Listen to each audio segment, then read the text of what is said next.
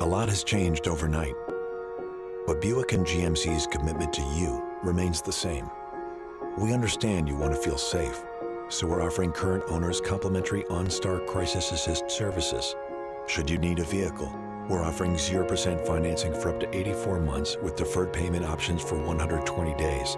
Plus, you may have the option to shop online and take delivery at home. Visit our websites for the help you need. Visit AutoSpot GMC today. Funerals actually take a lot more planning than I expected. With us using Island Cuisine for the first time, of course we were iffy, but once they came and showed us their service, their food, tasted their food and everything, we definitely used them again because their service and food is just awesome.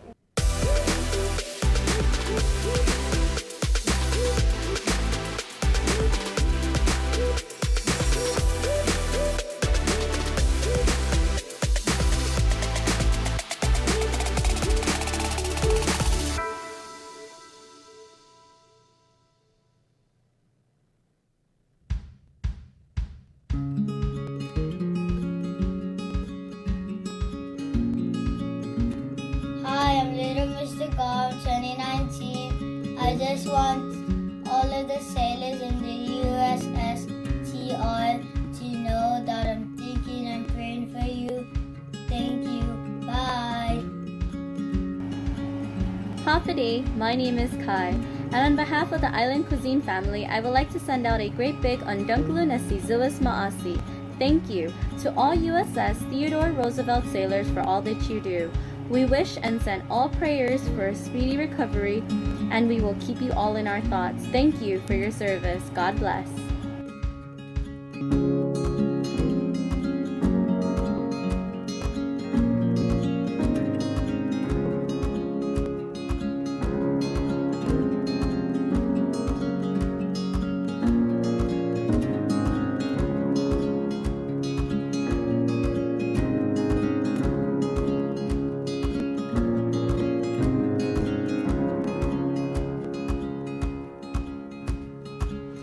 Hafide, my family and I extend our deepest condolences to the friends, family, shipmates of the USS Theodore Roosevelt, the sailor who passed away recently. May we join the people of Guam in extending our prayers and our support, and may God continue to provide comfort and strength during this very difficult time. Sidus Masi.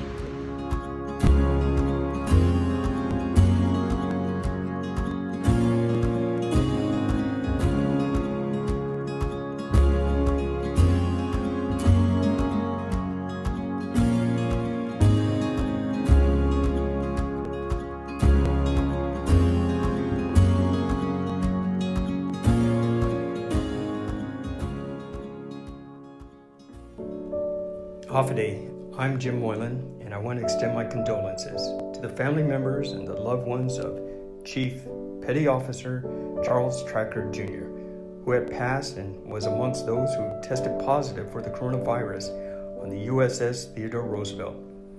I understand the hardship one experiences while serving our country.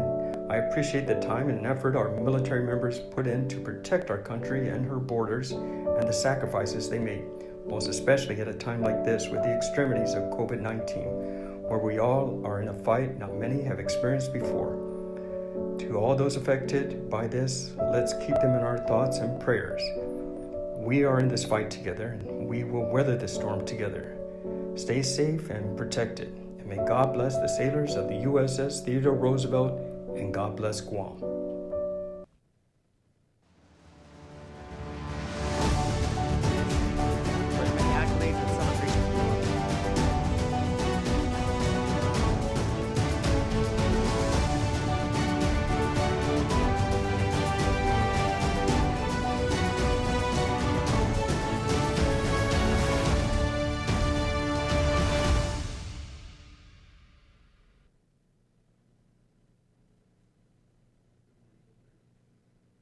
Good morning, Nick. Governor, Jim Boylan will be live on Kandit this morning. What is your reaction? Jim, I don't even like that guy, but you know he's Republican. He's always saying all these things about, cut the taxes here and cut the taxes there. And Jim, I just want to let you know that Bank of Guam doesn't even pay gross receipts tax, so why do I even want to cut the tax? Okay, that's my reaction. Nick? Okay, Governor. Troy Torres will be calling your Joint Information Center during Kandit's show today. Would they be able to provide answers today? As always, my Joint Information Center, we got very good people in my administration, and they can be able to provide whatever's necessary in the information that they ask. But Troy Torres, I don't like him. So I don't know if they're not gonna. I'm gonna tell Janella. Janella, due to Kandit, what the same thing that you guys did for me yesterday with Ariana and my favorite girl, Nick. Okay? Thank you, Governor. Yeah, okay. Nice haircut. Oh, thank you, Nick. Good morning, Marianas and Micronesia. I'm Troy Torres, and at our producer's desk is... Hey, Eric. How's everyone doing? It's Friday, right? Yes. So my friends who are working are like, it's Friday. I'm like, I don't know how Friday it is. You ain't getting your double pay. It ain't no Friday, at least in the government of, the government of Guam. I didn't even burp. I just had like some like voice inflection there. Let's go to your comments first. 1 second. Let me just pump this thing up. Good morning. Hello, everybody. All right.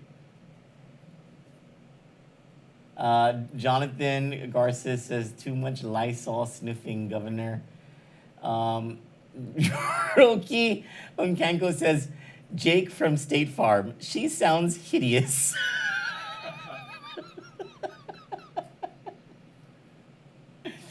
Oh, goodness. Marshall R.C. Jr. says, Troy, I really thought that was like a secret recording without her knowledge. Oh, thank you. Thank you. Thank you. Amy Jackson says, now, Nick, I don't want to answer that. It's marvelous. This is my favorite. This is not an inside joke. If you watch 93.3 FM, The Point, every morning with Ray Gibson, Ismael Velez says, hashtag white chocolate mocha. Governor, would you happen to have any of that gray poupon? Pardon me, Governor. Monkey Minnow says she speaks to the people like we are in the 3rd grade. You know what? That is a perfect comparison, or a perfect, is it a simile or a metaphor? It's a simile. A perfect simile of the governor, of how the governor is condescending. It's a perfect description of it. She speaks to us like we're in the 3rd grade, and she's that mean teacher, the one that just wants to take her break right away, right? Right. Hi, Emerson. Hi, Denise Pangilinan. Denise says, I was in the Daily Post today, and my petition has over 900 signatures, including Senator Boylan. I think I signed that, Denise. Ismael Velez says, Saddam Hussein is insane. This Wuhan has her living La Vida Loca. She's been caught with the federal money, Toka. Her mind is all over the place. Busy trying to save face. Janella, where's my white chocolate mocha? Why is Nick here? Don't pick him to ask me questions. This is a demand and not a suggestion. He drives me to the crazy. Why is my mind so hazy? My cough is not Wuhan, just congestion. I love you guys, man. The first thing we're going to do, so I sent out on WhatsApp and on Facebook a request for you guys before the show started to sign up for buenpubetsu.com. And so I'm going to actually place an order so that sometime during the show, we're gonna get a delivery of, what do we want, Polar Pops? Yes. We want Polar Pops, right? I don't think they loaded the pugwa yet Okay. onto the site. Sorry, my computer is very slow. As it's loading right now, we have a new Robert Suzuki Jr. video. Go ahead, fan, and cast to my own Your own? screen. Oh wait, hold on. Sorry, I didn't mute my Facebook. I'm very not good with this technology now. Okay. Go ahead now and cast to my own Facebook, my own laptop.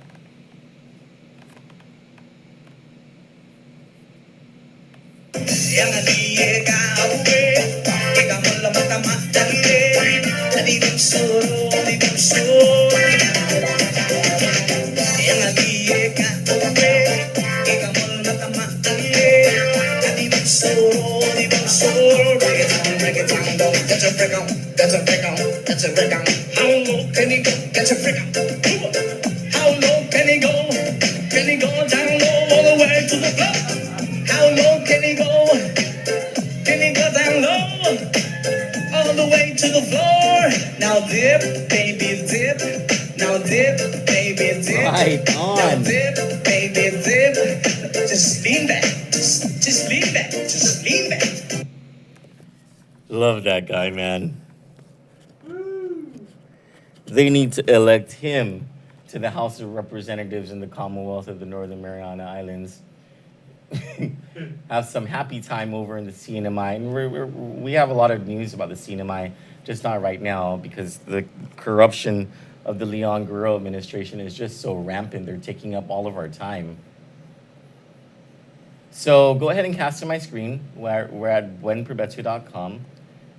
I'm going to log in. Yes, fan, sign in. So I signed up already. All I had to do is put in my first name and last name and my email address, and that's how I created my account. It's very easy. I have not placed any orders yet, so this is the first time we're going to do it. We're going to go home. We're going to click on, oh, they did add more stuff. Alternative snacks and drinks. They have, I think these are like protein bars and stuff, and like healthy stuff. That's new. Okay, we're going to order from the soft drinks and water menu. And I believe it was page 3 where I saw the Polar Pops. Yeah, there we go. We're gonna get 2 extra large Polar Pops. Add to cart. Quantity 2. Also, so like because they sell alcohol, right? They're and the owner of Buen Probechu was telling me, by the way, it's buenprobechu.com, BUENPRUBECHU.com, that there are mechanisms in place to ensure that, when you purchase alcohol, you're of legal age or whatever. And one of these is, these agreement to terms and conditions. So, yes, I agree to terms and conditions. No, I'm not going to continue shopping. I am going to 96913 check out.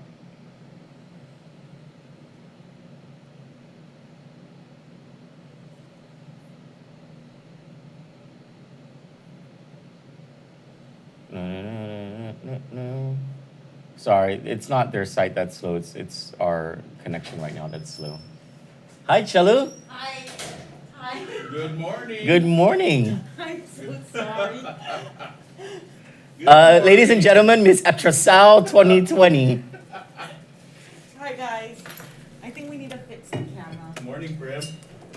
Hi, guys. Good morning. I missed you all. Good so morning, much. everything. Yes. I think my computer's stuck. My Wi-Fi's stuck. Here we go. The Blair Witch Projects. Huh? See how smooth that was? Oh, yeah. Good morning, Son of a everybody. gun. Sorry I'm late. I thought I was the governor today. Oh, Oh, I just got that. Acting like the governor. I don't watch any of them. Sorry. She's always late, Cello. Always late. Yeah, like how Yeah. late? We're gonna buy her a clock. We don't need to buy her anything. They need to buy things themselves. They're the only ones making money. I know you're doing the Buen Provecho thing, but I was thinking you were talking about the governor and the money and the whatever earlier. And you know what I was thinking? Remember in the beginning of this virus? Her plans Great, Mike. not to give us money is from the get-go. One of her first briefings, she told Guam, all of us, to apply for food stamps. She Who kept saying that. pays for that? The federal government. Yeah. Okay? So she wants that money to come her in. plan from the beginning, this is their plan, is not to help the people of Guam. She wants us to double dip into the federal coffers. To bring the money in. To bring the money in by applying for for food stamps and welfare and all of that. So that's why she keeps holding it off. Yes, that's why in the beginning she was so adamant about us applying for food stamps. And it's probably why she wants to continue the public health emergency Yes. into the end of July, I think. I am Yeah. going to turn 40 years old in the middle of this Yes, public you health are. emergency. You are. Thank you. Because someone likes to rub it in. Actually, I tell everyone that I'm already 40 because it's just not worth it saying 39. 39 and 3/4. Yeah, I am 39 and 3/4, matter of fact. As a matter of fact. So yes, so this administration has been planning this whole thing, the financial gain on her cronies and whoever else, and making sure that her bank's mortgages are paid. It's still going through? I had to refresh my page because my computer's stupid. Oh shoot, I don't have power. Oh, there we are. We're checked out now. So, I'm gonna press keep me up to date on news and exclusive offers because they're gonna have things like, sort of like blue light specials at Kmart. So, like if you order, this is just an example. If you order between 4 p.m. and 6 p.m., you get a percentage off of the beer that you order. You know, cool. yeah, stuff like that. So, yeah, I just signed up for that. Troy Torres, 143 Tunwakin, Santos Lane, Tuman.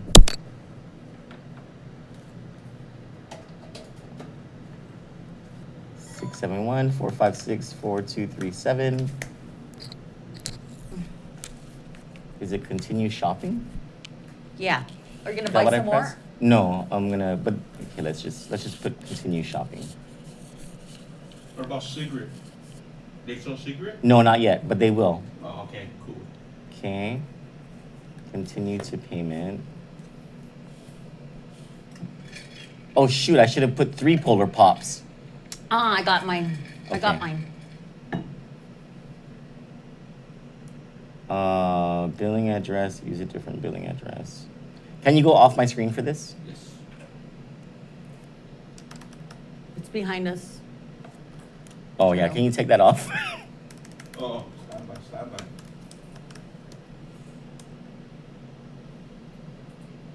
Okay. Did you And- know Chubby Robbie was on air with us last night? He chimed Get in. out of here! Are you No, I even serious? said Troy. Chubby Robbie's. I didn't know that. Yeah. Oh, He's fangirl of you too, Cello. I am super freaking fangirl status. Okay. We should do a live call with them. No, like a- split screen of you guys Dancing? learning the moves. Oh no, I don't know how to dance at all. Okay, so while this is going through, we are going to start our program with a call to Senator Jim Moylan.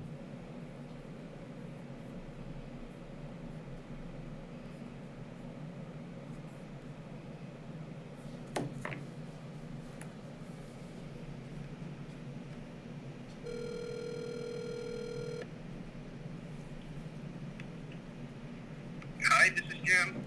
Hi, Senator. This is Troy and Johnny. Troy, Johnny. Hi, Good afternoon. Good afternoon. Hey, so you've got this bill 350. Can you tell us what that's about? Yeah, we'll be happy to. Thank you. Especially, well, a lot of it came about because we're just not getting any answers really on the federal monies that are already on the island. You know, these funds, where are they going? You know, they're just sitting there right now in the general fund, and when it should be helping thousands of our islanders, right? Thousands of our people, Mm-hmm. you know, who've lost their jobs because of the impact of the coronavirus. And they're all wondering where's the food going to come from on their table, and how are they going to help their families? They got all these bills. So that was the start of Bill 350, and it proposes to take money, $800, to give folks who qualify $800 as an economic support, one-time cash payment to those whose jobs was impacted. It's just interim support because we know that the federal programs are still coming, the $1,200 from the stimulus pack and the PUA as well, the unemployment amounts. But in the meantime, we have this funding here, $117 million, you know, just sitting there when it should be used right now. And the CARES Act gave that to the territories for a relief effort. The bill is going to authorize $20 million of that $117 million to this program to allow $800 per family that qualify to receive it, to start paying what they need to today, to start giving their families food on the table. And the territories, they can use this money. It's in the law for economic support and as well, and for impact on businesses too. So we have the authority to do it. And this does not affect or reduce in any means the $1,200 stimulus that we're still waiting to receive, or the PUA. So this is on top of the $1,200. That's right. Oh, That's wow. Right. Yeah. So we have 100. The federal government already gave the government of Guam $117 million that's in the general fund today. Why can't we use $20 million of that and go ahead and pay out to the people that have lost their jobs because of the COVID-19? There's no excuse. We are allowed to do this. We are allowed to help the small businesses. We are allowed to pay our bills that are related to COVID-19 for the government. And we are allowed to pay the people of Guam who are suffering while they're waiting. It's an interim solution. It's not the solution, but it's just an interim solution that will not impact what the federal government wants to give with the $1,200 or the federal government wants to provide for the pandemic unemployment insurance. They're trying to hurry up, and we've heard time and time after again that we're waiting for this, we're waiting for that, and okay, so granted, I get it. You know, it takes a lot of work, fine. But in the meantime, there's $117 million sitting, and Yes. this should be provided. You know, let's give the people some hope. You know, it's ridiculous. Senator, you know, you I don't know if you're aware, and I don't know what the last employment report looks like, but back when I was tracking employment reports, some 16,000 people were working in the services industry, and another 12,000 working in the retail industry. So these are comprised of those two industries are the ones who took the biggest hit since March 14. Those are the people who work in the hotels, the restaurants, the convenience stores, and all that stuff. Most of these places have been shut down. Most of these people are out of work. Are you getting a lot of calls or emails or messages from these people? And if you are, can you just give us like a summary of what they're saying to you? Absolutely. It's nonstop. Come in the office in the morning, the phone has got messages. Open up my email in the morning, I've got messages. They have they have my cell phone numbers. I have messages as well. The gist is we're down We're down to our last dollar. We running out of patience. We need some hope. We don't see any hope. We're praying that our leaders can find solutions, but the answer is not there. So they're struggling. The single mother with the kids that didn't work last year but worked this year, and hasn't filed the 29 taxes yet, or did, but the processing time is long, so is concerned that she won't get the $1,200 stimulus because the less employees at JRT right now because of the non-essentials and so forth, right? Mm-hmm. Wondering how that's going to work. The business people that are saying, we paid them as much as we can, the the payroll protection plan, that wasn't there for us.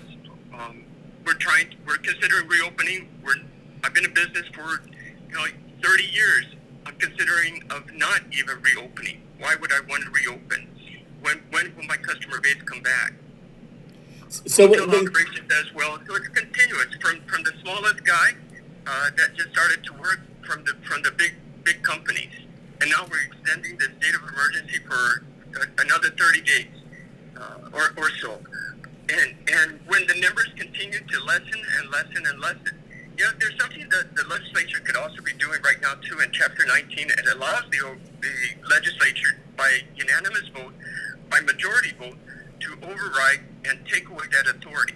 And it may come down to that, but let's see what's going to happen. So, but in the meantime, we have $117 million sitting in the general fund, and we're wondering when are the people going to be paid. So with that said, Senator, you have a bill that is of the same concept of a bill that Senator Regine Bisco-Lee has. You also have bills that would give tax relief to small businesses. I believe Senator Telos Hadegui has a bill, or some senator has a bill that would increase the threshold for the Dave Santos Act and give a whole lot of tax relief to people. Are these things that you're going to be pushing in an aggressive way when session is called to order on Tuesday? Yes, session will be called to order Tuesday at 10 o'clock, special session. So thank goodness. We were pushing to have the special session as well, because we can't wait till the end of May. That's just way too long. So I'm glad we're having one scheduled. Then we're going to wait and see, and like we had on the last special session there, emergency session, I didn't see no agenda until I sat behind my desk. And a lot of my colleagues were in the same situation. That agenda should be well known in advance. And the difficulty is trying to get your bill onto the floor to be added into the agenda. Each one has their own bills to pass, and yes, there could be similarities. But if one makes it over the other, and if it's not my bill, I plan to make some amendments. If I can see something that I can strengthen the bill that would help the people and make it even stronger, I plan to do amendments on that as well. So it's just got to be so important that we just direct these bills in this session to help the people. And that's what they're expecting. Our last session, we did a few things, and look what happened. It got vetoed by the governor. And now we're going to come back into session and probably override it if we can. So we'll see. But as the legislature, it is our duty to act now. It's so important for the constituents, for our people, that they're waiting to hear and waiting to hear just too darn long. So I'm glad we're coming into session on the 5th. Yes, I will fight to get my bills on the floor, and I'm even circulating a petition to try to get public's input to help push that, because last session it made a big difference from your listeners and your programs, as well as everybody else's programs, on the pressure that it put on the legislature, and we killed a couple of good things that I'm glad we killed. And this session, it should be likewise. The pressure from the people will make a difference, so please continue and push. If you feel that that's the right bill, then push. And if you feel it's a wrong bill, then push it even harder. So we will be pushing for the passage of your bills, and we also, because it's Cinco de Mayo when you guys will be in session, we are going to have a recess shot game. And so you guys, please don't get us too drunk too early on Cinco de Mayo. with all those recesses, because people understand what happens in those recesses, and that's the actual conversation on what's going on, and the public is muted from those conversations in very much the same way that the governor muted the public yesterday. Yes, I'm very disappointed that happened. You take the call. If you want to answer the call, or you want to answer the question or not, just allow the question to be said. If you feel that it's an appropriate question right now, we can deal with that later. Then fine. But if you mute the radio programs, if you mute the news announcers and the reporters, that's not what about an emergency calling a state of emergency is about. It is not to stifle the public. It is to support the public. That's what we're all about. Well, someone needs to take the Queen's scepter away. Senator, the financial programs that you're talking about jived up with the even more limited resources that the government has to play with, plus the issue of tax relief. You know, we live in an era of dwindling government revenues. So I'm going to guess that what you're saying is you would like for the money that we have to be prioritized to cash relief to people. I believe you also, I think it was you who questioned, you know, why the government employees who are working now and are entitled to the double pay are not receiving their double pay. So prioritizing that and prioritizing tax refunds and tax relief would essentially mean cutting in other areas of the budget for the government of Guam, on top of the other cuts that need to happen just because of the extraordinary dwindling of government resources and revenues. Are you and your colleagues going to push for action on the government's budget in this regard, if for nothing else than to tie the governor's hands to the spending priorities that the legislature will raise? We definitely have to. We're coming up to the budget now. We should already be having hearings about the FY21 budget. In addition, right, we should already be there by July. We're supposed to have completed our budget again. But now, with the money not there, and how long it's going to take to come back on in, and when our tourists are going to come back flying on in, that's uncertain. So we got to do some cuts. And I don't see no other way, because we're not going to print our own money. And we need relief for the businesses to open, because that's where the money comes from. Yeah. From the BBT, right? And we have to get that going. And the employees' taxes. Those are the two biggest income for the government of Guam. Business privilege tax and employees' tax.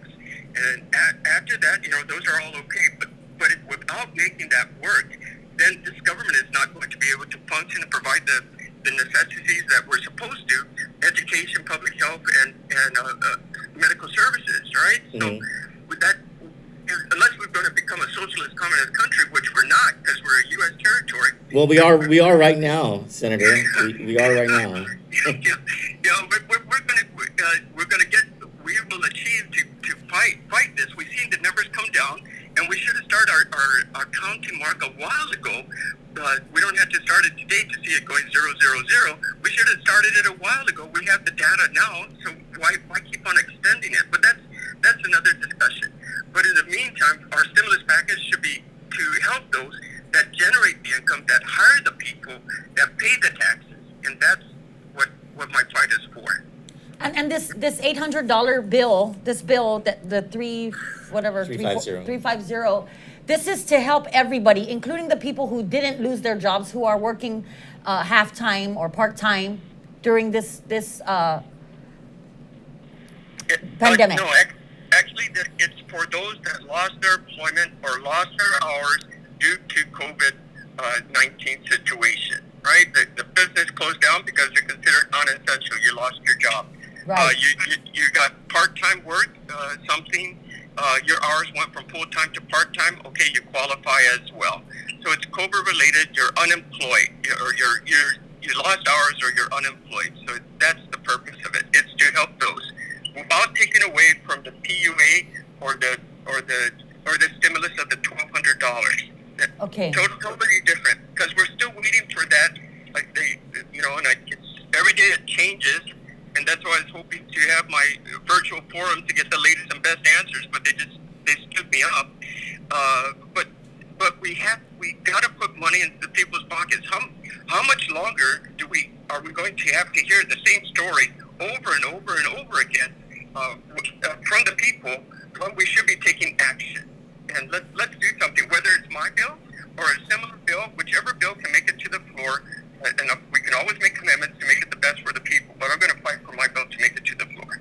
Senator, the administration so far has been violating a whole lot of the people's civil liberties and rights throughout this whole thing. In the meantime, gathering up all of this federal money, conducting procurement in a vacuum, not providing information such as price quotes, sole source certifications, contracts. There's even contradictions between the documents and the governor's statements regarding hotel quarantine. And now this issue that has a lot of people pissed off. Well, two issues.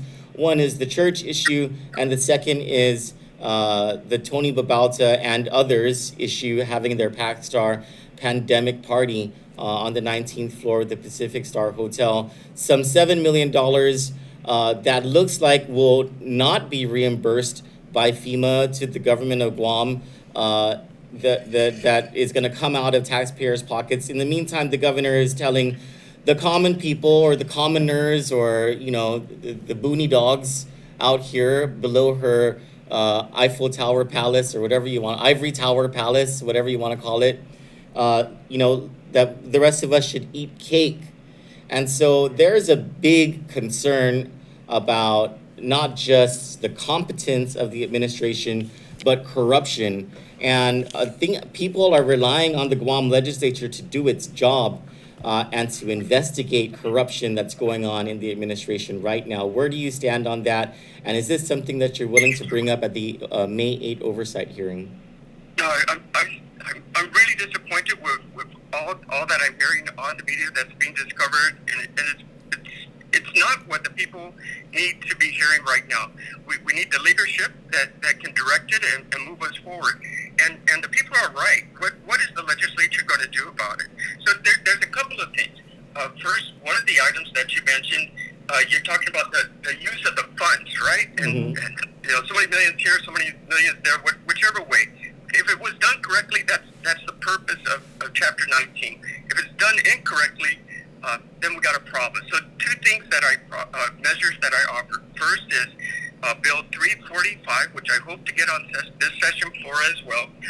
One of the main problems here that is not that we have not done yet is this 117 million went into the general fund when it should have went into a special fund, so we can monitor, we can keep it separate from the general fund, because when it goes into the general fund, I don't care what governor it is, right? It can be moved wherever, and it's so difficult to figure out where this all came from. But if you had it in a special fund, and it would take legislation to do that, then it would help. It would help OPA, and I think it would help the governor, and it would definitely help the legislature. And most of all, it would help the people. And it would help the people, yes. And it's transparency that people are screaming for. And how can you have that transparency when it's all mingled with everything else? You keep that separate. It's so important. This is the one time we have this opportunity to really help the people to get through this pandemic, and yet we're commingling the funds with everything else. Let's not say it's all bad, but it could be much better if it went into a special fund. So that's one concept. The other is with Chapter 19 is that in this law, it's a super powerful law, and it's a good thing if used properly to allow the governor to fight and overcome this pandemic or whatever other disaster is forthcoming. Complete authority. But what's missing in this law is the reportability. This law it had its flaw. It's over 25 years old, and it's never been used, and now we recognize the flaw. The flaw in the law is there's no reporting mechanism to the legislature representing the people. We don't, and the governor made a comment where it's federal money, and therefore the legislature has no part to oversee us on that. and the reports go to the federal government. No, the reports must also go, and I'll change that law if I can get this bill on the floor. It must also go to the legislature because we represent the people. That money is being circulated in support of the people. It's being used by the government employees. It's being used by to pay bills. It's being used to procure different things and hire people and commandeer your offices, even if they want it. But if it's important for the governor to do to fight the pandemic, then great, I get it, do it. But just tell us what you're doing. Be transparent so the people can back you up. And if you're not transparent, then all these questions, Troy, what you were mentioning and what the people are talking about, all come about. And we're focused on all this negative stuff instead of moving forward because we're worried. And the people are still wondering, where's my money? How can you help me? Yeah, you got this problem with the federal government. Oh, okay, figure it out. In the meantime, what can you do for me?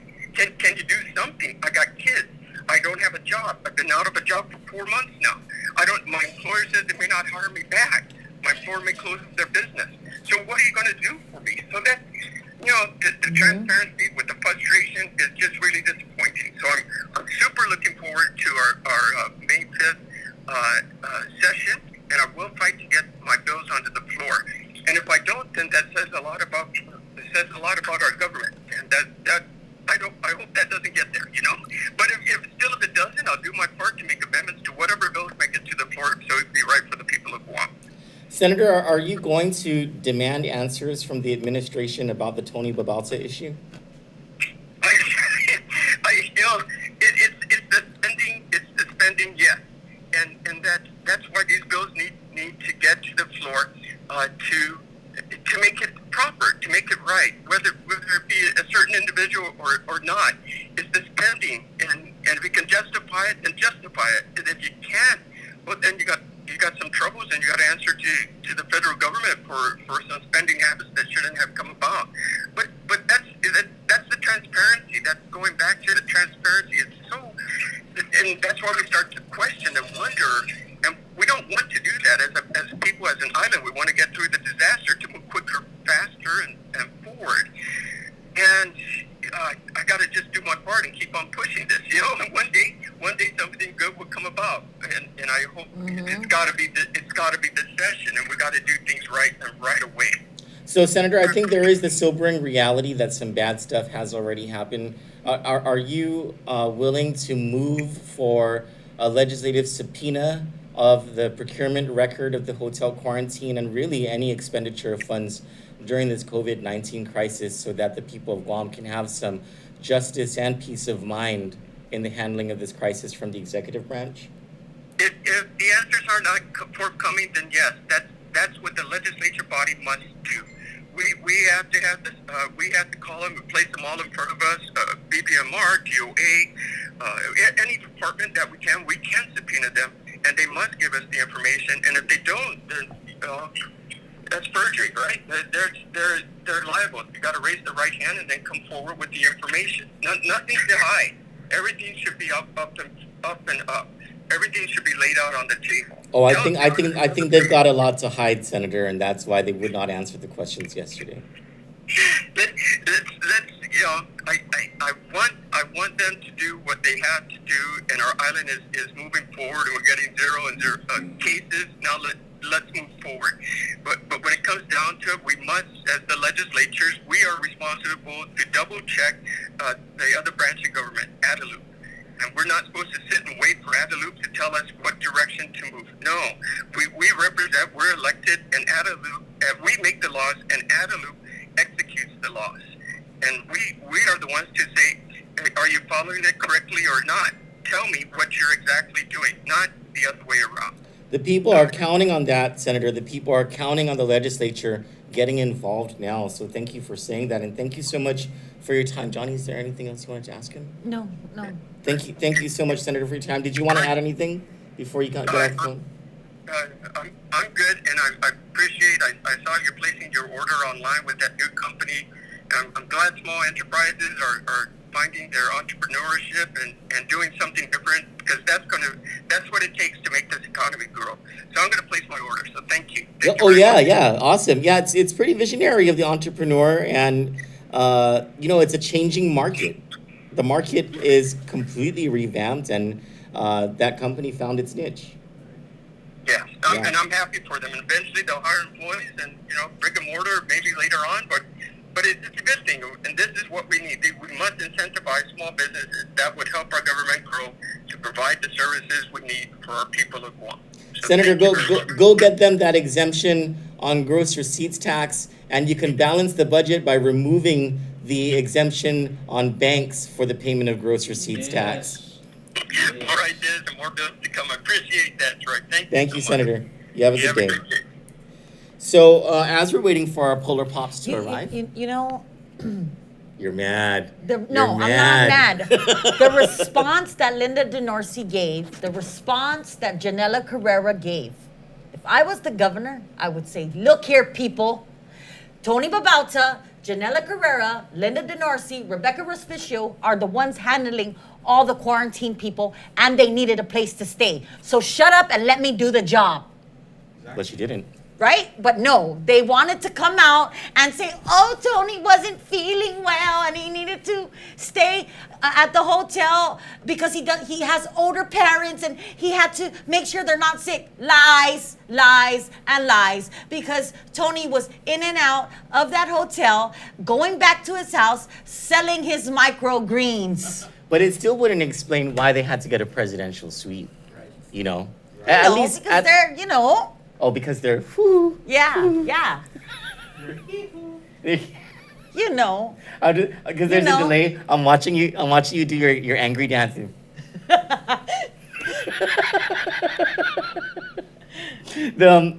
So if I were Janela Carrera, it's too late. And not Governor Luliangro, because I bet you the governor was the one who told her that she didn't want to answer any of those questions.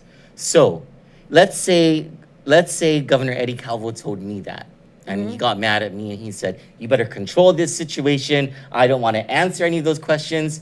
You know how I would have taken that? What? If I were Janela Carrera, you would have got to on do my job, I would, when the question was asked of me, I would have answered the question for the governor. Yep. That's her job.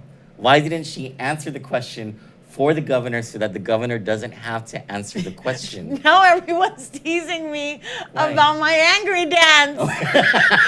Thanks, Sean.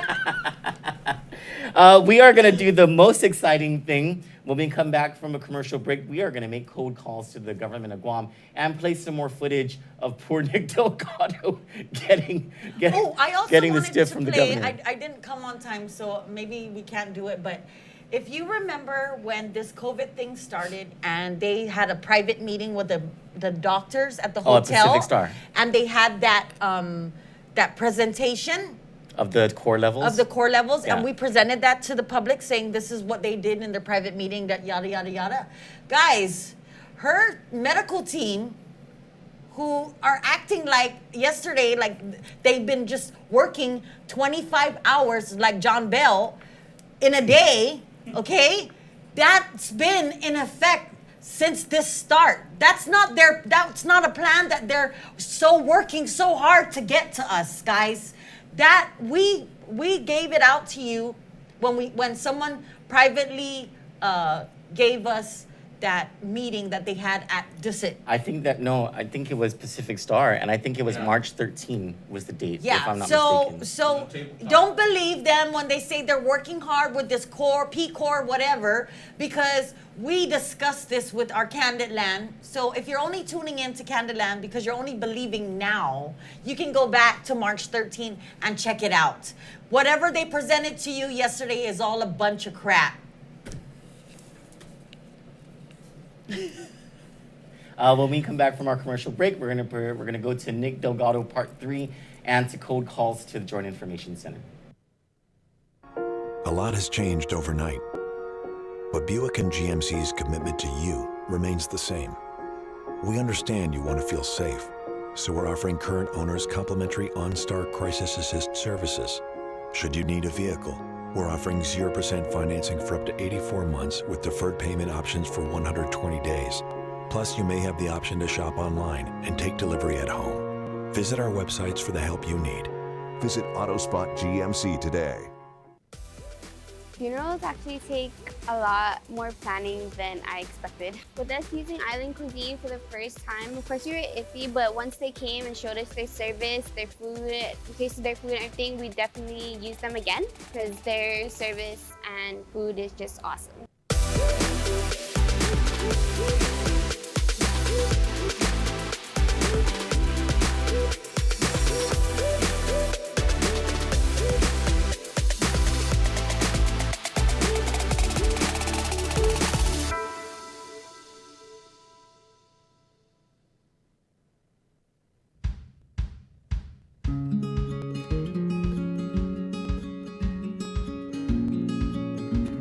Hi, I'm Little Mr. God, 2019. I just want all of the sailors in the USS TR to know that I'm thinking and praying for you. Thank you. Bye. Hafidi, my name is Kai, and on behalf of the Island Cuisine family, I would like to send out a great big Undunkalu Nasi Zuwas Maasi. Thank you to all USS Theodore Roosevelt sailors for all that you do. We wish and send all prayers for a speedy recovery, and we will keep you all in our thoughts. Thank you for your service. God bless.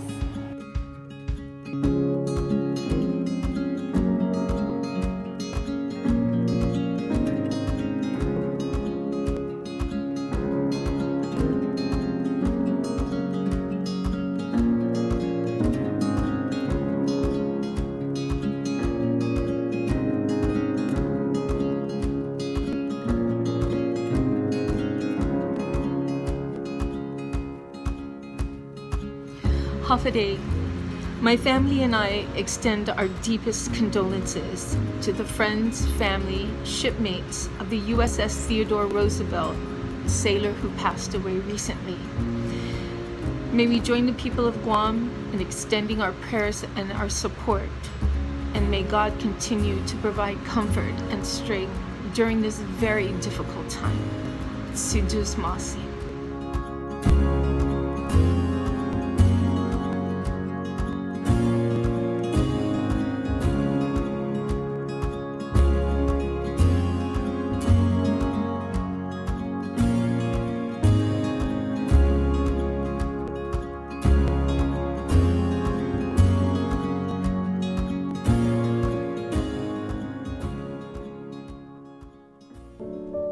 Hafide, I'm Jim Boylan, and I want to extend my condolences to the family members and the loved ones of Chief Petty Officer Charles Tracker Jr., who had passed and was amongst those who tested positive for the coronavirus on the USS Theodore Roosevelt. I understand the hardship one experiences while serving our country. I appreciate the time and effort our military members put in to protect our country and her borders and the sacrifices they made, most especially at a time like this with the extremities of COVID-19, where we all are in a fight not many have experienced before. To all those affected by this, let's keep them in our thoughts and prayers. We are in this fight together, and we will weather this storm together. Stay safe and protected, and may God bless the sailors of the USS Theodore Roosevelt, and God bless Guam.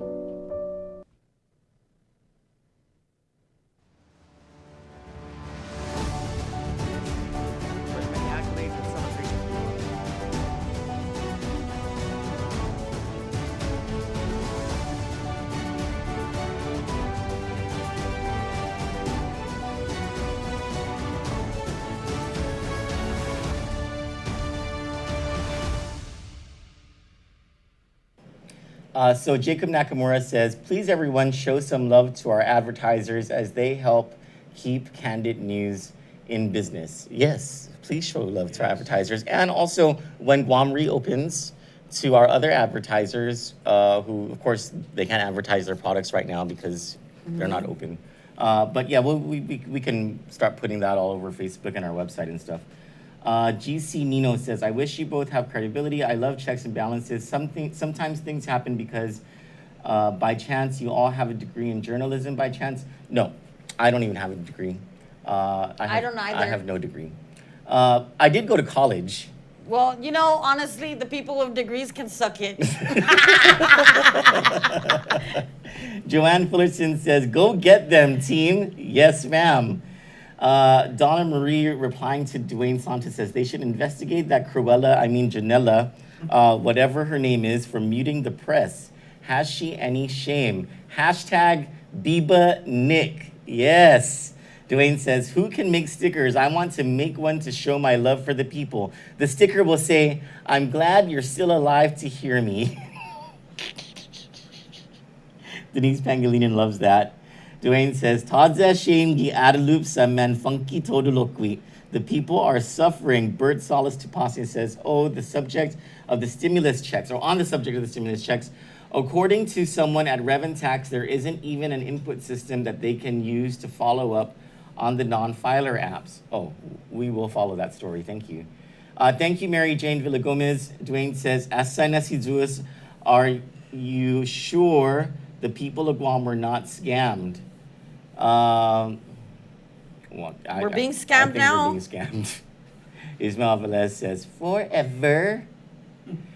Susan Redeb says, the lieutenant governor was muted a long time ago. You know, I think you might be onto something there, Susan. The inquiring minds do want to know what's going on with the lieutenant governor, or maybe it's more of what's going on with the governor and how she's treating the lieutenant governor. We shall see. I think, though, that Josh Tenorio would have handled this emergency much better. Well, he's busy at the UOG whatever live crap I caught this morning. They have a live thing? UOG has a live thing? Yeah, and he's on it. Like, that's where the governor put him. I hate UOG. If you sent me to something like that, I would have told you just suck it. And I'm going home. You're not sending me to that. Denise Pangilinan says, I had to contact Veterans Affairs to get information to help my dad apply. This is disgusting. He has to go through this. He served his country. Jerry Guam says, I use Island Cuisine regularly. Yep, Island Cuisine's one of our advertisers. Thank you, Jerry. Dwayne Santos says, people with degrees will mute you. But Kandit does. Jacob Nakamura. Yes.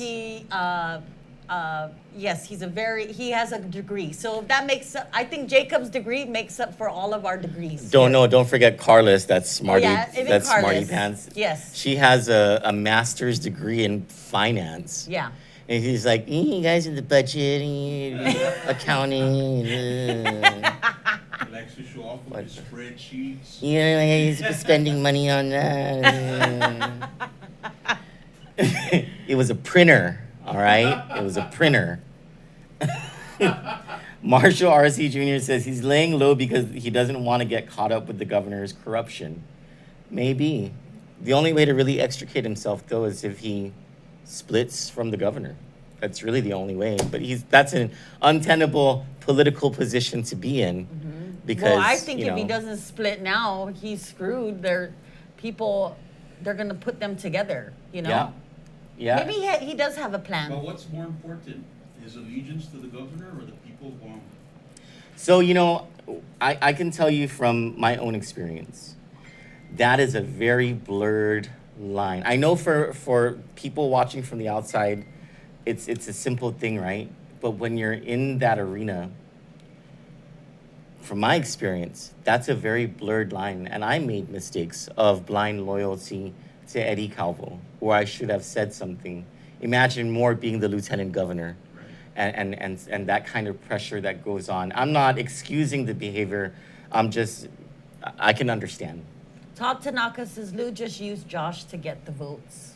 Yeah, I think so. Just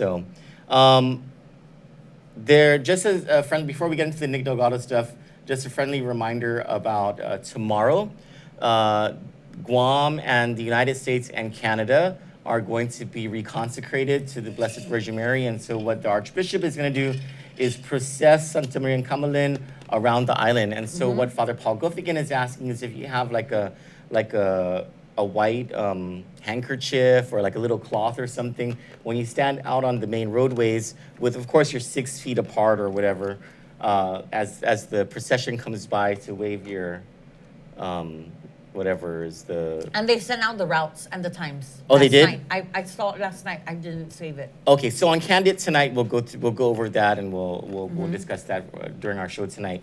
And we'll provide that information to the people. Tim Rohr with Jungle Watch, junglewatch.info. He's really the pioneer of the whole effort that led to the uncovering of mass corruption within the Archdiocese of Agania. That really does bleed over into corruption in the government. Right. And Tim was the pioneer in all of that. He's the main author in junglewatch.info. It's a super interesting blog. His latest blog, which was published, I think, if I'm not mistaken, it was this morning. It may have been last night. It was about how there needs to be, before the reconsecration happens, there needs to be an exorcism. But I did not know that an exorcism is that whole thing about where the priest asks you, do you reject Satan? And then you say yes, and all that stuff. So if you go on junglewatch.info, you'll see that exorcism, and maybe, I don't know, with your family you can pray it before tomorrow's reconsecration happens. And then on Sunday, can we put up the flyer? On Sunday, we are inviting any Catholic. You could be a cafeteria Catholic. But every Catholic on this island to park at the grounds of the cathedral starting at 9:30 a.m. when Archbishop Michael Burns is expected to be delivering the Sunday Mass inside the cathedral. Now, do not get out of your cars. Some people have said they're going to bring lawn chairs so they can sit outside their cars with lawn chairs. The important thing is, do not go over to other people's cars. Do not congregate with other people. That would be irresponsible. But stay in your cars or in your lawn chair right outside your car or whatever. On your phone, you can listen and watch the Mass. And then the hope is that when the summit of the Mass comes, the Archbishop and the Eucharistic ministers will come outside and see all of the people and celebrate the sacrament of the Eucharist with everybody. And then for the first time since March 16, we, the Catholic faithful, can celebrate the sacrament of the Eucharist in communion with the Church. It's something that is vital and, as Father Paul Goffigan says, essential to the lives of Catholics, despite what Linda Denorsi and Lulian Guerrero have said. Do you have anything? Yes. If you are able to help donate to some of Kandit land, there's families that need help. Food-wise, they're not asking for money. Maybe Pampers, food, canned goods, whatever you can. You can WhatsApp me, call me at 797-7082. We do have a couple of people who don't want to be on social media, who actually have made donations, who still want to make donations to families in need. So it is happening behind the scenes. I do try to get them situate. I try not to be the middle person, so I'll pass the number. I don't have to be the one to do it. But if you are willing to help a family in need, please call me at 797-7082. WhatsApp me, and then we can figure it out from there. I can give you to a family that needs help right now. Thank you for doing that. Yeah. Thank you so much for doing that. Nick Delgado it's not just Nick, that poor guy has just been through the ringer with this administration. But it was also Ariana, what's her name? From KUM, I forget her last name. Yeah, she's from KUAM? Yes. And also Jasmine Stoll from, is she with PDN still? I really think that they should protest. The next they should just not meeting, show up. they should just, no one should show up. I agree. And maybe they didn't really care if it happened to Kandit, but now that it's happening to them, they should stand up. We should all protest until everybody's invited. It's an open discussion when the questions do happen, or there's transparency. Yeah, I completely agree. Or maybe the press should just go to the governor's cabinet conference room and be admitted there so that they can just ask the questions directly. But of course, they'll probably have security kick out the media on those public But grounds. I really think because of yesterday, the press should get together, everybody should get together and not show up to their conference. So yesterday was not the first time the administration ran away from questions from the media. Let's play that first time that happened, because she literally ran away from the media. Hi, Governor. Governor, may we ask you why you have approved a tax settlement for Don Davis? Governor, may we ask you why you've approved a tax settlement for Amajrit Sachdev from Paul's Tailoring, considering that you have been wanting to collect taxes and that you've been depleting taxes from tax refunds? Got it.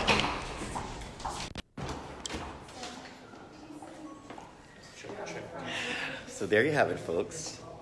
The administration has been wanting to collect $200 million in taxes from the people and has been, what's the word, garnishing? Garnishing. Yeah. Garnishing people's tax refunds, the poor of this community, for GMH debt and for tax debt and for child support. And there have been 2 rich taxpayers connected to the administration who have been given tax settlements, and the governor refuses to answer about it. You guys. Hi, Tyrone. Hey there, buddy.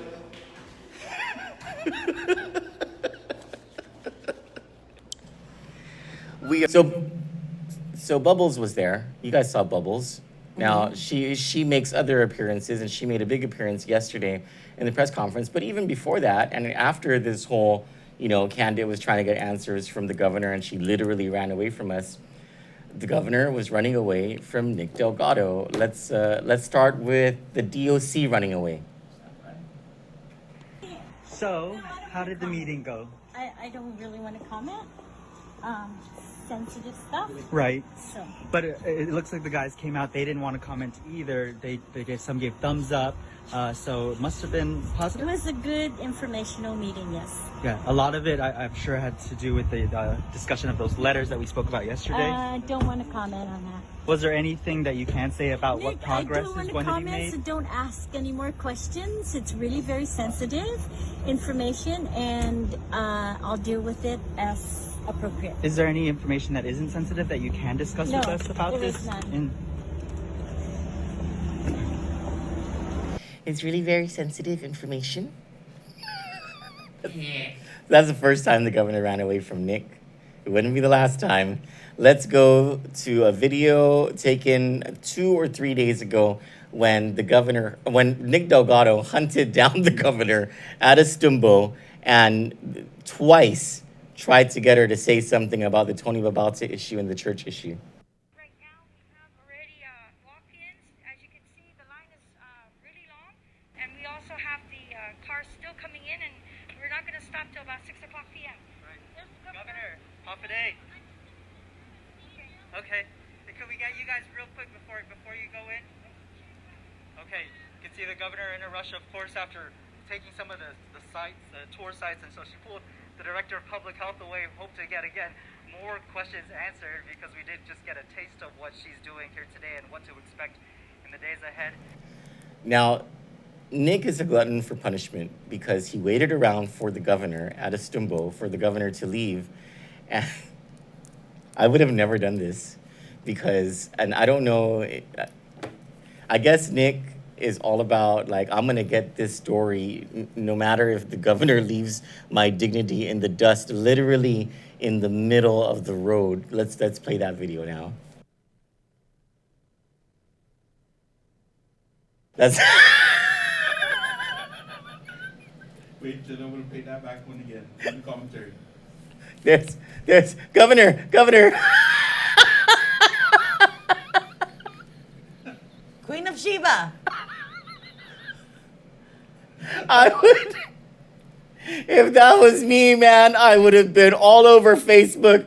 I would have been like, bitch, I will cut you. How dare you do that to me? He was at the middle of the road. Off of the glassing tomorrow, man. What kind of treatment was that? Because his last name's Delgado? I don't know. I just think she just doesn't feel like she has to answer to us. And she forgot that she works for the people of God. Oh, she forgot that a long time. I don't even think she ever remembered that. But you're reminding me about something. What's the name of this restaurant here? Oh, Fuji Chiban? yeah. Oh, I thought it had something to do with I, I thought it had something to do with what do you call it? Lulian Guerrero. But yesterday we played a video of the governor talking about how she was going to be transparent and honest and all this stuff. I didn't have it queued up, so we won't play that right now. But, well, we will play now. So that was 3 times for Nick Delgado. One at the DOC thing, twice 3 days ago at Estumbo, and then again. And this was just yesterday. So this is 4 times for Nick that the governor snubs him, right? But she also snubs Jasmine Stoll and Ariana Cortero from KUAM. Let's listen to those now. Thank you, Governor. Before we open the floor to questions, just a reminder to please keep your questions relevant to the COVID-19 recovery plan. Also a reminder, you get 1 question and 1 follow-up. Next is PDN Jasmine Weiss. Day, everyone. Thanks for doing this. Can we just get an update on the federal relief benefits? Can we just get an update on the federal relief benefits? Where are we with that? I mean, people are asking, when can they avail of these things? I'm sure you get it every day. Jasmine, I made it very clear that we're going to stick with the COVID recovery efforts. So if you Sure. Thank you. I-94, Adriana Cotero. Hi, everyone. So, Governor, according to documents obtained by KUAM, the Pacific Star Hotel charged Public Health $544,600 for the use of 389 hotel rooms for 2 weeks from March 23rd to April 5th. Meaning at that rate, Public Health would have paid over $1.6 million for the use of the hotel for the last 6 weeks. We also know by researching yours and Lieutenant Governor's campaign finance documents that through the Guam Election Commission, the family who owns Pacific Star donated thousands of dollars to your campaign. This giving the appearance of political favoritism. So Public Auditor BJ Cruz told KUAM that through their emergency procurement and during this process for the pandemic, something they'll be looking very closely at is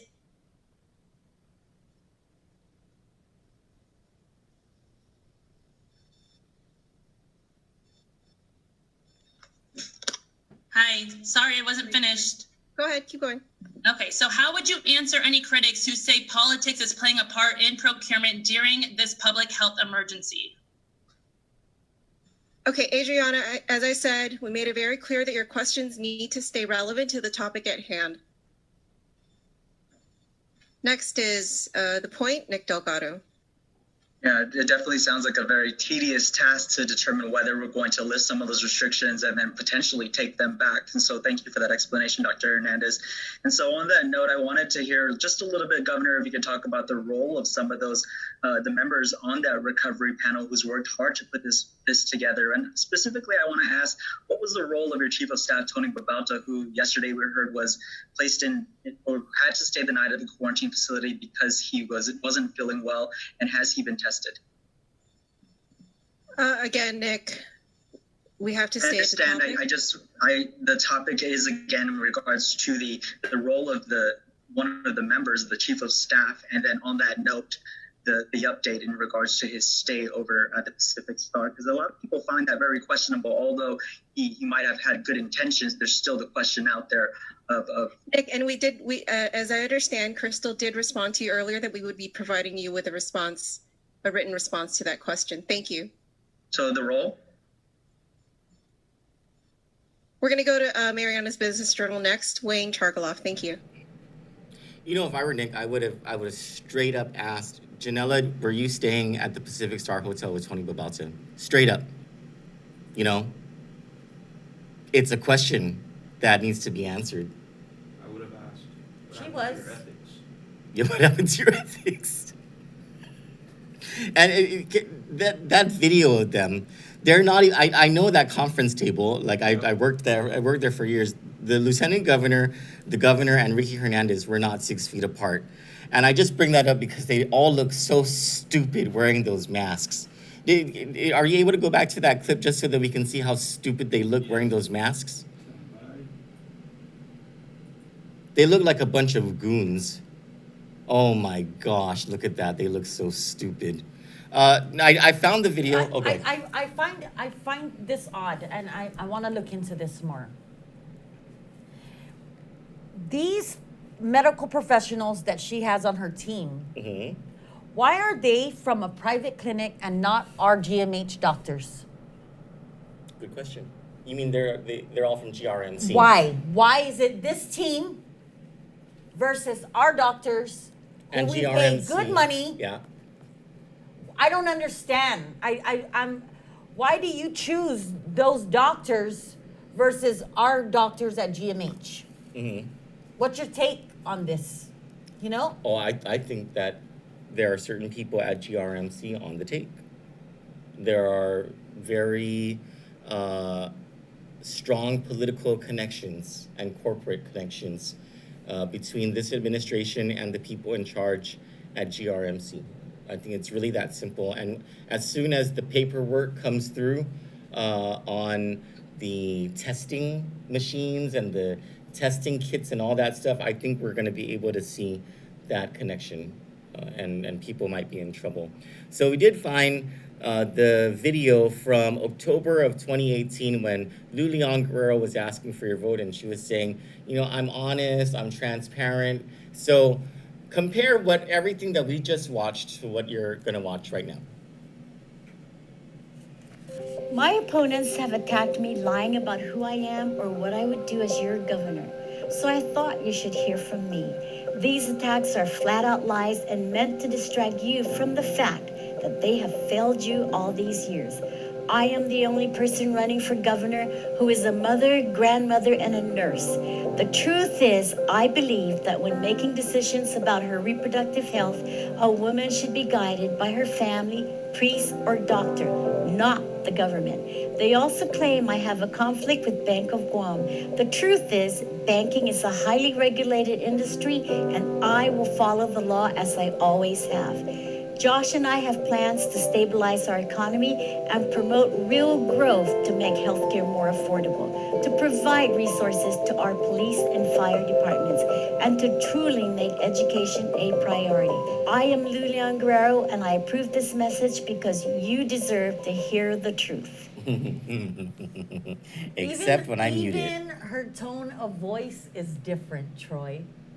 You know the way the governor talks now, that whole, you know, Nick, when I say something, that's not how she really talks. And I think a lot of people can pick up the insincerity. I think that's her way of trying to sound officious, which is I hate that fake, elite, arrogant, you know, I'm in the government, I'm better than you attitude. But that's exactly what she sounds like. I think a lot of people see it for what it is. So now is the fun part of our program. Oh, son of a gun, I think I just closed out like, oh yeah, I did. Oh, Prim, can you put up, okay, My opponents have attacked. Prim, did you email it? I did, Prim. I didn't get it, Prim. Huh? Let's make phone calls.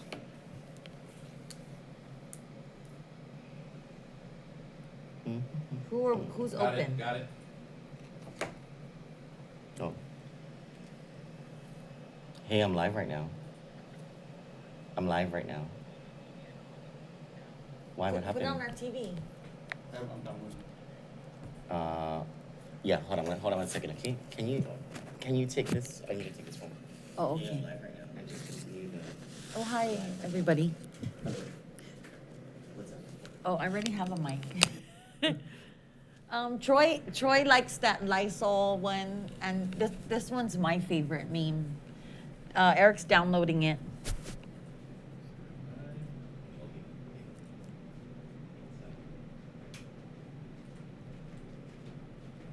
What? I'll tell you later. Oh, still. Oh, no, not still. Oh. No, not still at all. Okay, bye guys. No. We'll get back to you tonight. I will stay here in this office all day. Yes, that was pretty big actually. Yeah? Yeah. We are gonna call. Who are we calling? They're all closed except land management. Not Joint Information Center. Oh. Amy Jackson says, tell us now. The Joint Information Center is useless. Oh, there. Move your head. Hi, Jenna. This is Troy and Johnny, and you're live on our show. Troy and Johnny. Hi, Jenna. I'm listening in. Thank you, Jenna. So we have a few questions regarding COVID-19, and the first is regarding the double pay issue. Do we have the clear understanding that the governor will not be paying the emergency rate of pay to GovGuam employees who are working during the emergency? Okay, on my end, what I'm going to do is I'll follow up with the governor's office and see exactly what the direction will be. Unfortunately, I don't have the response for you. Are you guys aware that GPA, GWA, and UOG are paying their employees at the double rate of pay? Not to my knowledge. I can check in with those facilities as well. Sorry, Troy. Are there racks there or not? Are they called racks anymore? Anyway, are there? Yeah, we do have a personnel, but for specific government of Guam agencies, we do have representatives from DPW. We don't physically have someone sitting here from University of Guam. What was the other one you mentioned? GPA, GWA, and UOG. That was it. Oh, okay. Yeah. GPA and GWA. Go ahead. Jenna, is anyone at the governor's office or are the employees, any employees at Homeland Security or Civil Defense being paid at the rate of double pay? Not to my knowledge. I can check in with our finance admin. Are you being paid at the rate of double pay? Not to my knowledge. I haven't received a... Okay, so thank you for clarifying that. There is, there seems to be, there is a contradiction between the records that we've received and the statements by the governor regarding contracts for the quarantine hotels. Okay. The governor has said that she has signed executed contracts, but the paperwork is showing that, one, there are no contracts that have been finalized, and Chuck Estevez has said that those things are still going through procurement. The Attorney General's office also is saying that they don't have any contracts. So what is the truth about these hotel quarantine contracts? Okay, I was tracking that there was a FOIA request through, I understand that Charles Estevez had already responded to that. Mm-hmm. Okay, so the guidance that he provided is still stands. That the contract, so then the governor was wrong in her public statement. Unfortunately, I'm not too sure what your reference to when she spoke about that. Was this during a press conference? Yes, and she said that she signed the executed contracts. Okay, I would check in with the governor's office. Again, I'm aware of what Charles Estevez had submitted, but I would check in with the governor's office to see, and that's something I can follow up with them as well. So the paperwork that we received from the FOIA that Chuck Estevez responded to on behalf of your agency states clearly in the back and forth emails that the negotiations for the hotel's quarantine. Oh, that's our Polar Pops. Oh, Jenna, could you hold on 1 second, okay? Or just hold on in a minute? Can you talk to Johnny? Oh, those are the dogs. I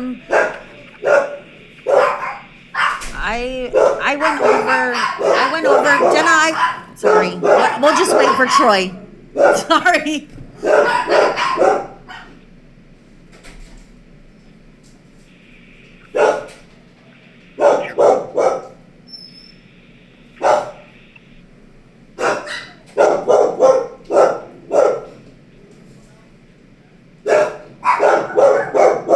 Oh my gosh.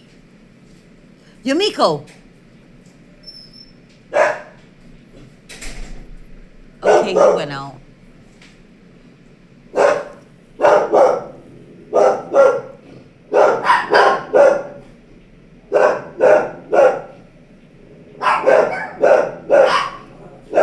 in Bericada. Hold on, Jenna. Let me check.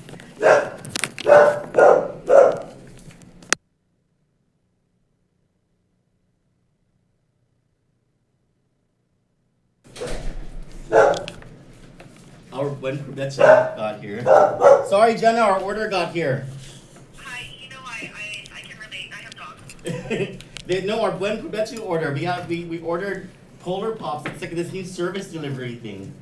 Oh, and you got it. Yeah, it's worth the wait. Thanks. Okay, so Yumiko. Troy, sorry, I hate to interrupt. I actually have my administrator, Mr. Charles VII. He stepped in. I said, Troy had some questions about specifically about the contract. If he'd like, I can get him on the line. Oh yeah. That's excellent. Thank you. Okay. Hi, Chuck. Thanks for taking our call. Hi. How's it going? Pretty all right, thank you. We just got our delivery of Polar Pops from buenprobetsu.com, and so I'm a happy camper right now. I got some ice cold fused iced tea.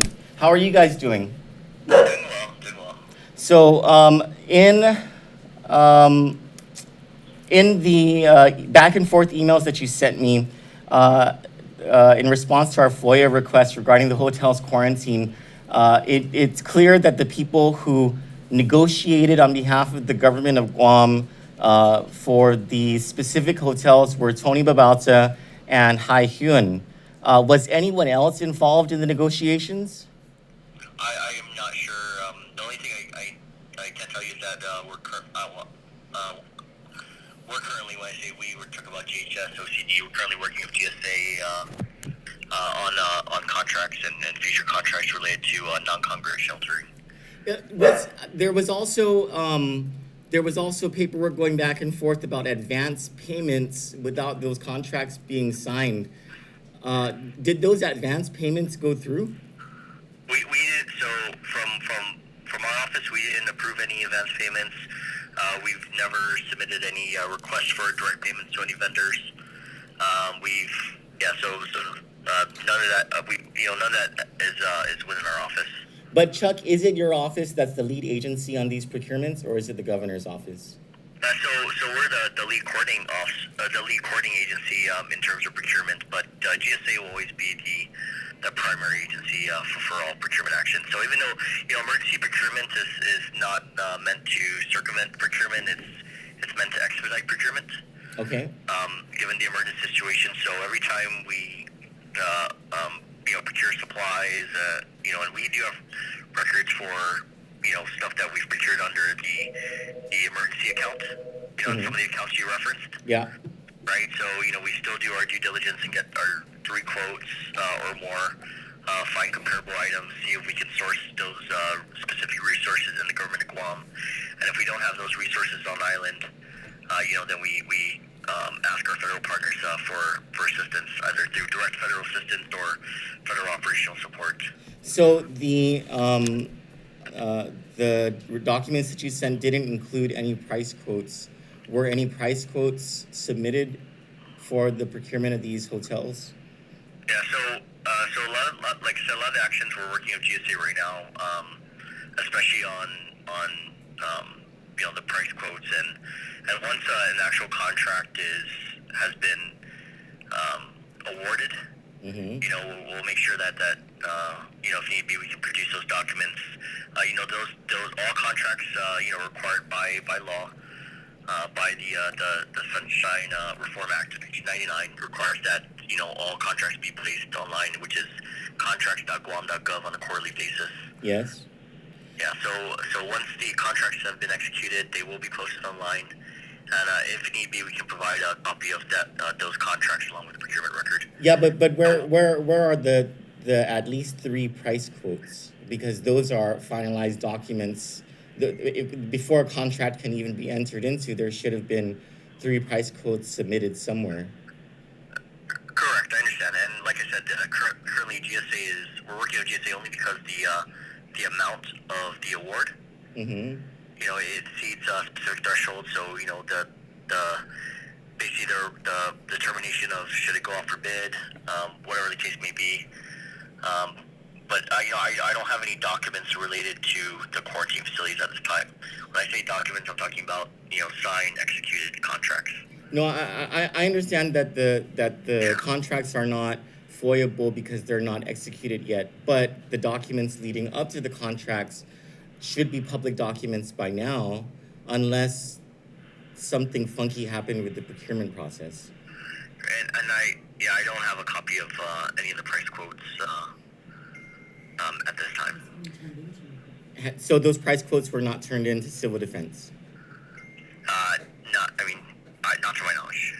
And so, though you guys are the lead agency for the procurement, whoever was doing the negotiations and supposed to get those 3 price quotes has not turned those documents over to civil defense. How did your certifying officer then sign off on the draft contract without verifying the 3 price quotes?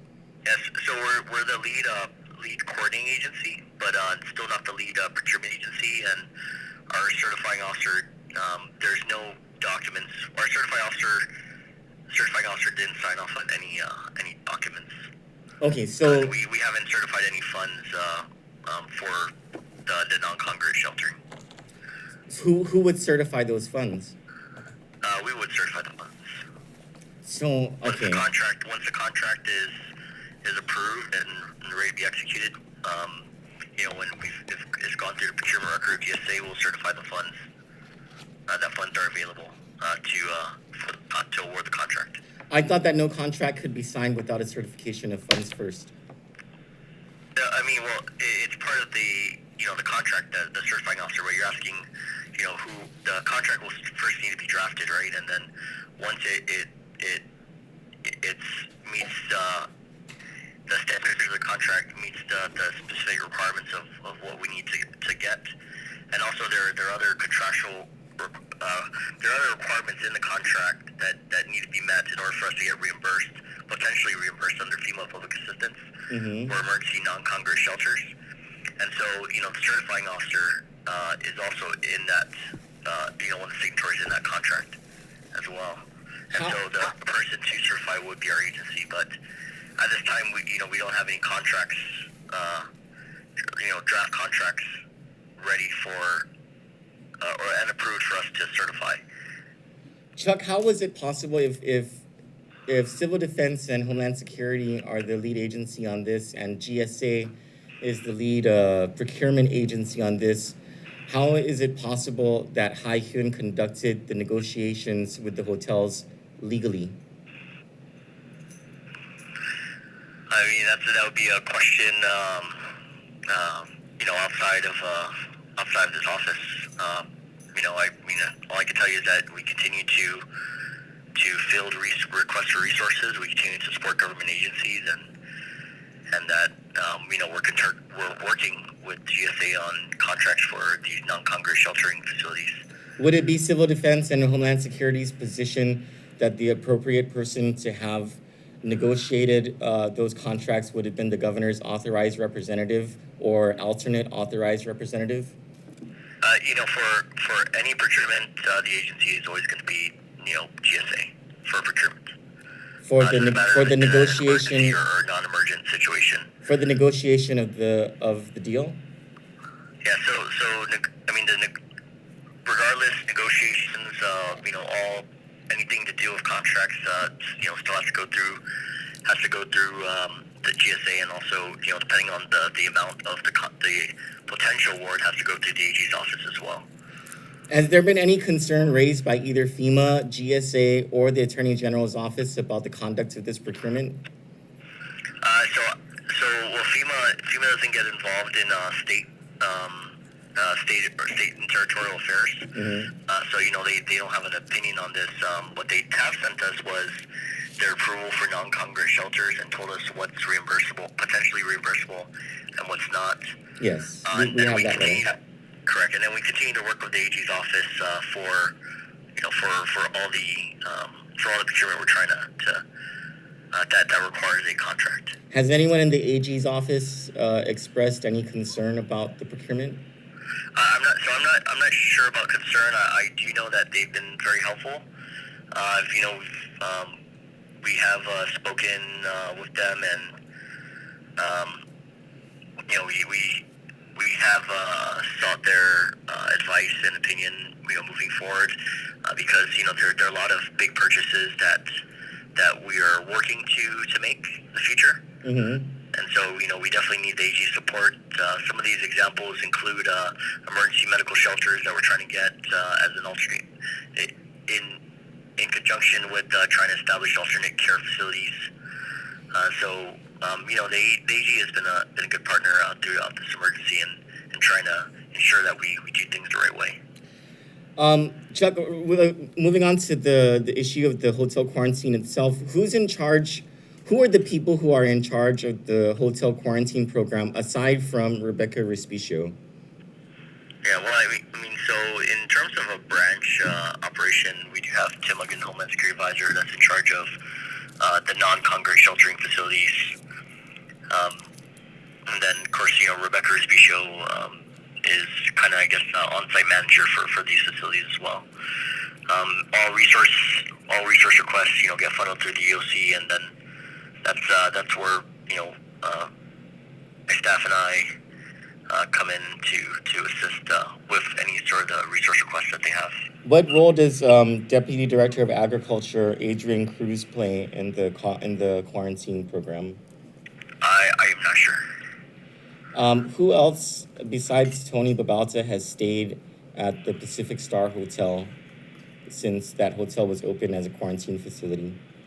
I'm not sure. I don't track the.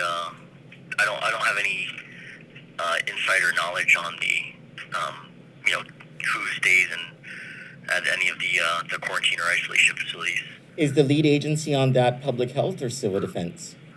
So in terms of coordinating resource requests, it is our agency in terms of working to try to get them reimbursed. It will be our agency as well. But quarantine facilities and isolation facilities is a public health operation, right? Because only public health can direct the use of these types of facilities and direct people to stay in it. So we're a supporting agency. Is there some sort of audit that Civil Defense, Homeland Security will perform on the hotel quarantine to find out whether there was a misuse of the facilities? So we don't do any audits, but what we will do is request for all the information. Some of the information that will, and that's for reimbursement purposes, right? So some of the information we'll be requesting is the person staying at the site, are they a U.S. resident? A Guam resident. Right? If the answer is yes, then it's reimbursable. Two is, if they are a Guam resident and they're not coming from a COVID-19 affected area, is their home suitable? Right? So if the answer is no, their home is not suitable, and they're staying in a quarantine facility, then yes, it's potentially reimbursable. Are they a member of the military or a DoD dependent? Or a here on official business, like for example, someone coming in from FEMA, right? And they're told to quarantine. That cost would not be reimbursable. If they're here as a tourist or a visitor, not an official business, and they're not a Guam resident, then the cost for them staying there will not be reimbursable. That's the type of data that we're collecting, and it's also stated in the approval letter for the non-congregate shelter. Is Civil Defense or Homeland Security aware whether Janela Carrera was or is staying at Pacific Star Hotel? We are not. So like I said, we don't track any of the eaches on who actually stays there. We just track the total numbers here in the EOC. Okay, because we track it for daily reporting, right? So as a coordinating agency, our role in this is not to track the individuals. That's more on the the public health side as well. I would say only because, let's say that they are a guest over there at the quarantine facility, and then they end up becoming COVID-19 positive and need to be transferred to an isolation facility, then that information then becomes protected under HIPAA. So we track the numbers only because if we need to work to get another facility, right, or work to get a facility for potential overflow, then then that's what we'll be working with GSA on. The people coming in, So the people staying at the hotel have to answer if they're from Guam, if they have a home. Don't the same people have to answer those questions in order for FEMA or to get reimbursed? yeah, so who does that tracking, Chuck?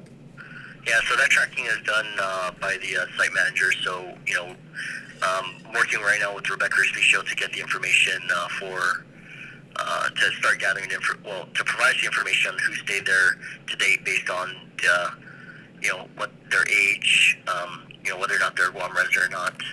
So would it be Rebecca and Public Health that would certify to FEMA that the information is true and correct? Well,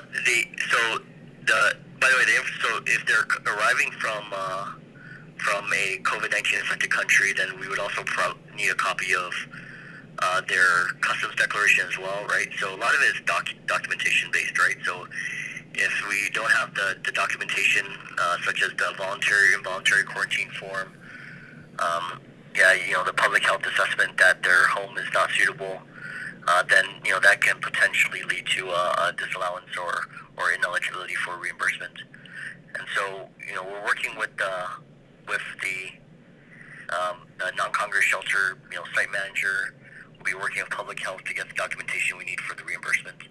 A lot of this stuff normally happens on the tail end, on the recovery side, only because we're actively involved in response. But given the how novel the situation is that we're doing active response and recovery, and so more than most, especially after like a typhoon. FEMA normally comes in when we've reached some state of normalcy. Yeah. We start doing the exploratory calls. We come to that agreement based on our preliminary the documents received that in the development of the project worksheets that, hey, this is potentially reimbursable. Let's go and submit it. Okay, here's how much that we are going to reimburse you. Here's the cost share, and then that gets submitted as a eligible project worksheet. And then we have up to 5 years to close that project worksheet out. And so right now what we're trying to do is we have been having these public assistance scoping calls. Mm-hmm. And so we are trying to do active recovery at the same time as response. So it's a bit challenging only because normally we have a lot of these meetings face to face, and it's also a bit challenging because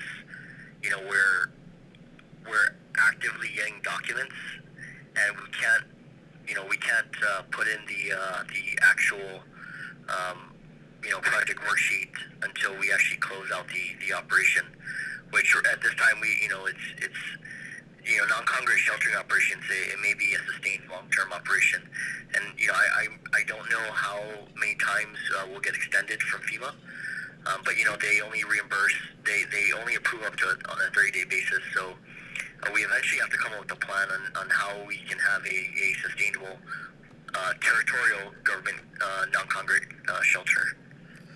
Chuck, I want to go back to the procurement issue. Those two accounts that I asked you about in the emails, they equal $7 million in total from money that was transferred by the governor using her transfer authority. Has any of that money been encumbered? Yes, it has. Do you know how much has been encumbered? I don't know off the top of my head, but I know it's been encumbered for a lot of PPE, primarily PPE. Has any of that money been encumbered for any of the hotel sites? No, not that I'm tracking. So not a single cent has been encumbered yet for that? No. Okay. Correct. Okay, so then no payments have been made to the hotels, to your knowledge? Not that I'm tracking. And I can do a deeper dive into accounts if need be, but in terms of encumbrance for these quarantine facilities, I'm not tracking any encumbrances. And the last time you saw that was today? Yeah, well, because encumbrances are based off of a purchase order, and because there's no purchase orders right now, there'll be no encumbrances. And also in terms of payments, we haven't certified or submitted any request for direct payment, so there wouldn't be any payments as well. Okay, so those invoices from those facilities are still pending payment then? They will be pending unless there's a valid purchase order, contract, or any of the above. I mean, a combination of the two. Do you know what part of the process the contract is in right now? Whose signature is pending right now? So it's not a matter of signature. It's still, GSA is still doing research on it. Just from a phone call yesterday with them, and so is. I'm not sure where it's at right now in the process. I just know it's still being worked with our finance and admin section at GSA. Okay. Chuck, do you know 3 price quotes were submitted for each of those hotels? That I don't know. Do you know if there was If they were, I don't have a copy of it. Do you know if there was some sort of statement or certification of sole source procurement? That I don't know as well. Okay. But even with sole source procurement, I mean, you have to have some good valid justification, right? So, sole source procurement normally is we see that for a lot of intellectual property, some of those services that no other vendor can provide, right? So, there are many hotels, right? So whatever the reason is, we need to sole source a hotel. I mean, it has to be justified, right? So, but I'm not tracking that. It'll be done through sole source procurement. And last question, Chuck. Has any communication come to you from anyone at the governor's office to either backdate any documents or to answer questions regarding the hotel quarantine issue in a certain way? No, I mean, you have every single one of my emails. I think I was pretty thorough in what I gave you. Well, it would include any phone calls that would have come from anyone at Adelude. No phone calls. I mean, if that were the case, we wouldn't be trying to work with GSA on getting a contract out and trying to complete the procurement record.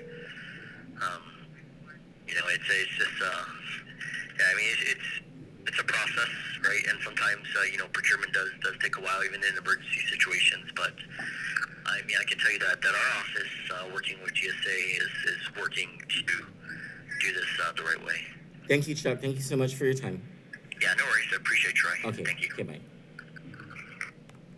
So I'm not a procurement expert, but what I got out of that phone call was that contract or those contracts are stuck at GSA because there's a problem.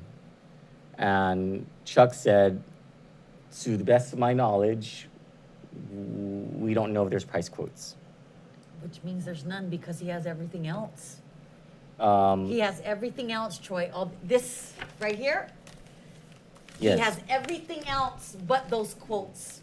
Or a sole source certification or can't something like because that. there's other hotels. If Pacific Star was the only hotel on this island, then we get it. Sorry, I'm still a little shaken by the phone call I got, in a good way. Yeah. There's a problem with the procurement of these hotels. Mm-hmm. That's why. We knew that. That's why we why- asked for these. We knew that. That's why the contracts are stuck at GSA, and that's why the Attorney General's office still hasn't seen it. And I'll bet you that a lot of it has to do with the High-end. spending threshold. The person who conducted the procurement, the spending threshold that was used, and the absence of a procurement record to bypass that spending threshold. We'll probably have more about this and a very big story later on tonight on Kandit News, or whenever that story breaks. Can you show them that we got? Oh, I got my Polar Pop, yo. yeah, from Buen provecho. Buen provecho. And I also got my growler. Can you explain what that is? I can. I was trying to put it together so I can show it off, and I'm scared I'm gonna mess it It's up. a mini beer thing. Mhm. Not only a beer. What do you call it? The thing, a draft. Yeah. Is that what you call it? No. The dispensing thing for the beer. You tip your cup over What is and that you called? dispense the thing. Well, this one's called a growler. It's the top part for it, right? Yeah. Tap. Yeah. There you we go. Beer on tap. Thank you so much. Yes, thank you, Buen provecho. Hey, Senator Boylan. Buen provecho.